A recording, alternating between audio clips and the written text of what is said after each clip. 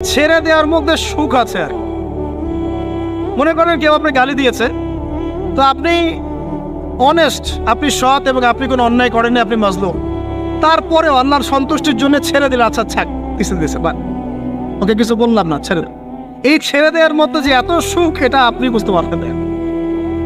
এই সুখটা উপলব্ধি করেছেন স্বয়ং রাসূল সাল্লাল্লাহু আলাইহি ওয়াসাল্লাম। মক্কা বিজয়ের দিন ওই যে বহু মানুষ এসে কি বলেছিল, ভয়ে কাঁপছে যে রাসূল সাল্লাল্লাহু আলাইহি ওয়াসাল্লাম তাদেরকে আবার মৃত্যুদণ্ড দেন কিনা, আছে না? আল্লাহ নবী বললেন যে লা তাসরিবা আলাইকুমুল ইয়াউমা, তোমাদের উপর আজকে আমার কোনো অভিযোগ নাই, ওয়া আনতুমুত তুলাকা, তোমরা মুক্ত, যাও, ছেড়ে দিল। এটা শান্তি। ইউসুফ আলাইহিস সালামের ভাইরা কুয়াতে ফেলে দিয়েছিল না, সেখান থেকে মিশরের বাজারে, সেখান থেকে রাজপ্রাসাদে, সেখান থেকে জেলখানায়, জেলখানা থেকে রাষ্ট্র ক্ষমতায়। কি লাইফ, ট্র্যাজেডি, লাইফের ট্র্যাজেডি দেখেছেন? এখন ইউসুফ আলাইহিস সালাম যখন শেষে ভাইদেরকে চিনলেন, তিনি কি ভাইদের প্রতি প্রতিশোধ নিয়েছেন?